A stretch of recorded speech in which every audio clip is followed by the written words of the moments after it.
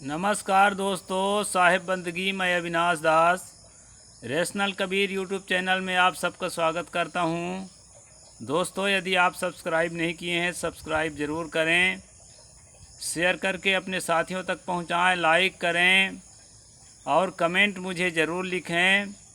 जैसा कि आपको मालूम है साथियों, अभी हम मनुस्मृति का अध्ययन कर रहे हैं।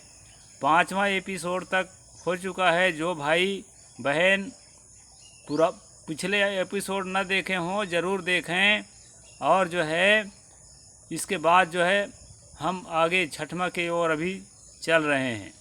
दोस्तों, अभी तक हमने देखा है कि परमात्मा जो है सृष्टि में पहले स्वयं उत्पन्न होता है, फिर संसार को बनाता है। इसके बाद जो है वो मनुष्य की सृष्टि करता है और जो है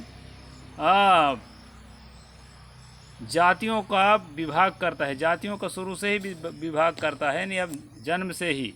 इसके लिए दोस्तों ऋग्वेद में 10वां मंडल के सूक्त नंबर 90 और श्लोक नंबर 12 उसमें कहा है कि ब्राह्मणो अस्य मुखमासीत बाहुराजन्य कृता उरुतदस यद वैश्य पदभ्याम शूद्रो अजायत। ये हिंदू धर्म के पहला मतलब बीज है, कहना चाहिए कि वर्ण व्यवस्था का यहाँ से शुरू होता है कि ब्राह्मण परमात्मा के मुख में पहले से था ही। बाहु से उसने राजन्य को उत्पन्न किया, वहाँ क्षत्रिय नहीं लिखा है, राजन लिखा है। राजन को उत्पन्न किया।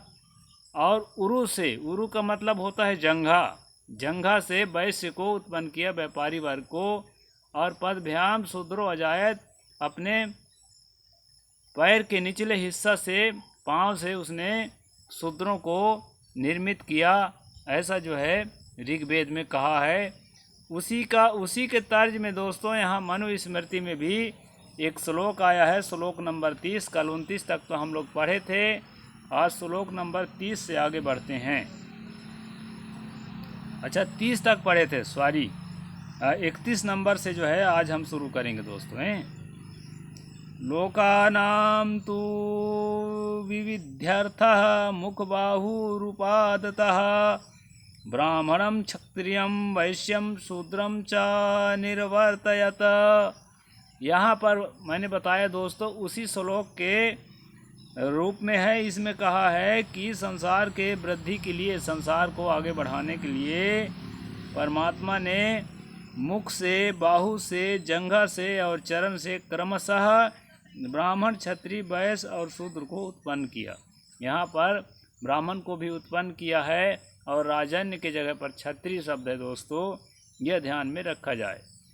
यानी परमात्मा ने ही जब शुरू से ही, अब एक बात ये पैदा होती है, कई लोग जो कहते हैं ना कि कर्म के अनुसार जो है जातियाँ बनती है, वर्ण बनता है। यहाँ ये समझने की बात है, जब संसार था ही नहीं, किसी ने अच्छा या बुरा कोई भी कर्म नहीं किया था, जब प्रथम बार ही परमात्मा आपके जो इंसान को उत्पन्न किया, तो उस समय किसको शूद्र बनाया और किसको ब्राह्मण बनाया, जबकि उसके पहले जो संसार था ही नहीं। एक प्रश्न उठता है दोस्तों, ऐसा रेशनल लोग प्रश्न उठाते हैं कि वो शुरू से ही यानी 4 वर्णों को उत्पन्न किया। जैसे कहते हैं ना कि मैला ढोने के लिए, मरे पशु उठाने के लिए, बहुत ज़्यादा जो पाप किया है उसको ऐसे घर में पैदा किया जाता है। लेकिन जो शुरुआत में ही जब बता दिया कि वो अब मुख से, बाहों से और जंघा से और पैर से जो पैदा कर रहा है अलग अलग कैटेगरी, तो यह बात जो है समझना होगा दोस्तों। इसके बाद जो है आगे बढ़ते हैं। दुझा कृत्वात्मनो देहमर्धेन पुरुषो भवत अर्धेन नारी तस्याम सा विराजम सृजत प्रभो। ब्रह्मा ने अपने शरीर के 2 भाग करके आधे से पुरुष और आधे से स्त्री बनाकर उसमें विराट पुरुष की मैथुन कर्म से सृष्टि की। अपने ही शरीर को 2 भागों में यहाँ ब्रह्मा फाड़ डालता है और 2 भागों में फाड़ के आधे को स्त्री बनाता है और आधे के पुरुष बनाता है। और जो है वो यौन संबंध बनाता है आपस में। इसके बाद वो संसार की उत्पत्ति करता है दोस्तों। इस प्रकार श्लोक नंबर 32 में है। तपस्तप्ता सृजद्यं तु सा स्वयं पुरुषो विराट तम मां वित्तास्य सर्वस्य सृष्टारं द्विजसत्तमाः। यहाँ पर मनु कहते हैं, हे द्विज श्रेष्ठ, एक बात आपको मालूम है कि यहाँ पर मनु जो है ऋषि मुनियों को उपदेश दे रहे हैं। उसी उपदेश को किताब के रूप में लिखा हुआ है, ऐसा कहा जाता है।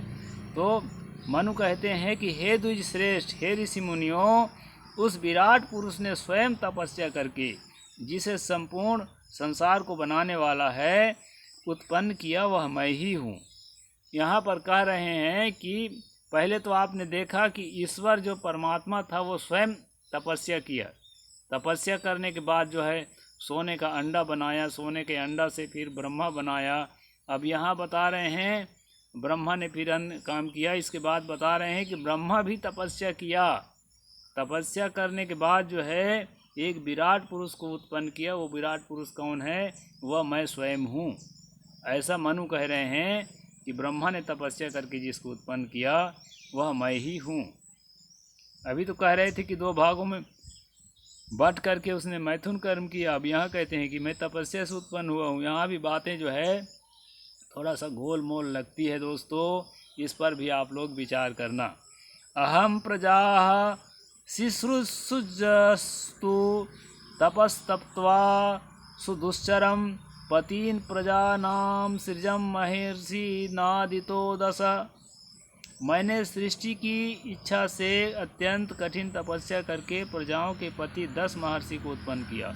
इसके बाद जो है आम जनता को खुद उत्पन्न नहीं कर रहा है। अभी देखिए दोस्तों, अभी थोड़ी देर हमने पढ़ा था कि ब्रह्मा ने ही 4 भागों में लोगों को उत्पन्न किया है।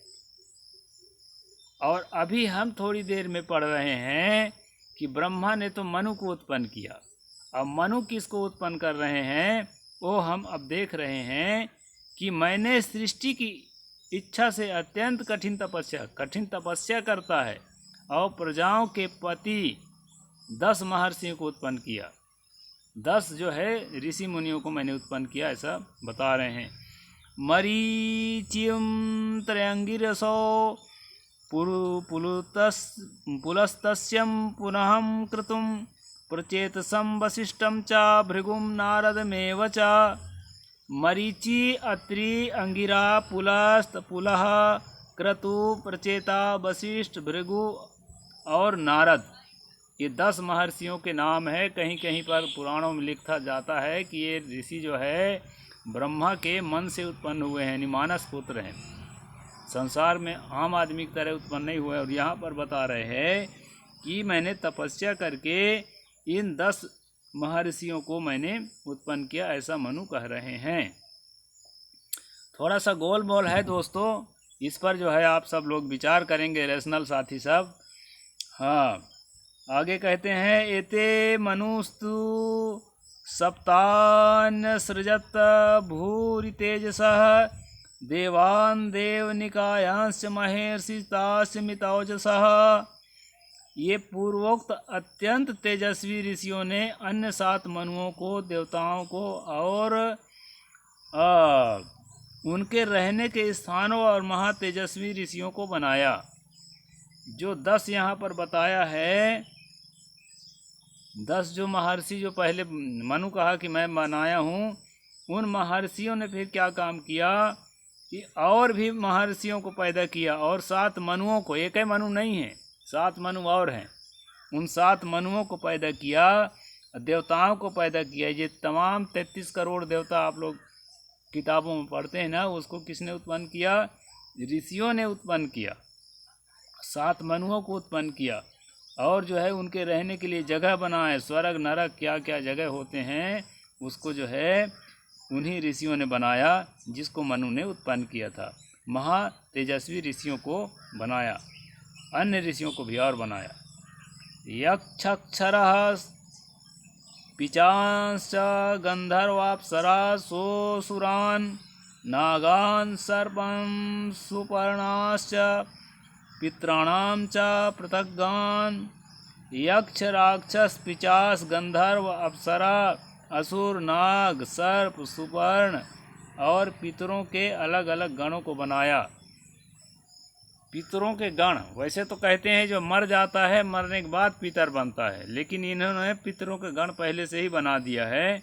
यहाँ बता रहे हैं कि यक्ष, यक्ष का मतलब होता है व्यापारी वर्ग, बनिया वर्ग। कुबेर को यक्ष कहा गया है।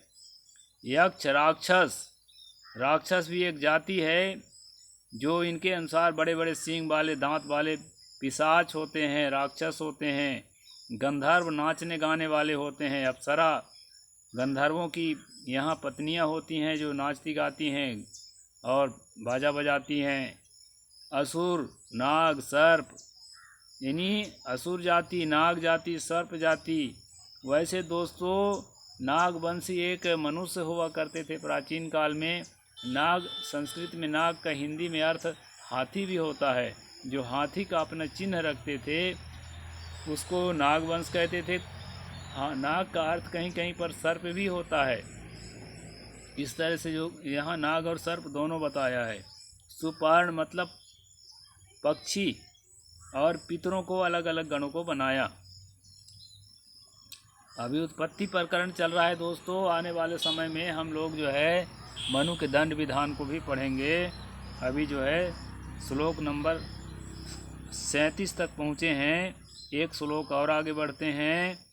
विद्युतो शनि मेधांश्च रोषितेन्द्र धनुश्च उल्का निर्घात केतुंश्च ज्योतिश्चेयुच्चावचानि च।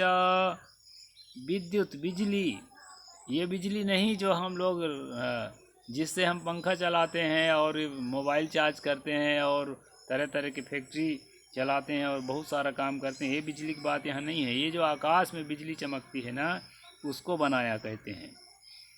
बिजली वज्र, वज्र मतलब कभी कभी जो गर्जना के बाद जो है ना बिजली के कहते हैं ना गाज गिरा है, गाज गिरा है, उस प्रकार से जो नुकसान होता है तड़ित से, उसको यहाँ पर वज्र कहा है। और इस वज्र का अर्थ जो है हीरा भी होता है, लेकिन यहाँ पर वही वज्र है। मेघ मतलब बादल। रोहित, रोहित ये कोई बादल का कलर वलर है, इसको मैं नहीं जानता। अब जानते होंगे तो आप बताना। इंद्रधनुष, इंद्रधनुष जो बनता है वो तो जानते हैं आप। उल्का, उल्का गिरता है, यह कहीं पर उल्कापात होता है, आपने देखा होगा। उल्कापात एक प्राकृतिक क्रिया है। निर्घात बादलों की घरघराहट। केतु तारा, तारा को इसमें केतु कहा है। और बड़े छोटे नक्षत्रों को उत्पन्न किया। जितने नक्षत्र हैं, नक्षत्र का अर्थ यहाँ प्लेनेट्स हो सकता है। तो दोस्तों प्लेनेट्स को उत्पन्न करने के लिए इसने जो है ऋषि मुनियों ने तपस्या करके सबको उत्पन्न किया, ऐसा इनका कहना है। ये कोई विज्ञान नहीं है दोस्तों, ये प्राचीन काल के लोगों की अपनी सोच है, उनकी अपनी फिलॉसफी है। इसलिए इसको मनोरंजन के तौर पर एंजॉय करिए और जानिए कि मनु ने क्या क्या कहा है, और आगे चल कर के इनके दंड विधानों को और मनुष्यों को कैसे अपने बस में रखा जाए, आम लोगों को, कुछ चालाक लोगों के द्वारा, वो सारी बातें भी आने वाले एपिसोड में आपको समझने को मिलेगा। समय ज़्यादा हो रहा है, वीडियो लंबा नहीं करेंगे। आज जो है 38 नंबर पर हम पूरा करते हैं दोस्तों। 29वां नंबर से कल आगे बढ़ेंगे। साहेब बंदगी, जय जोहार। सब्सक्राइब ज़रूर करें और शेयर भी करें, कमेंट भी लिखें। जय संविधान।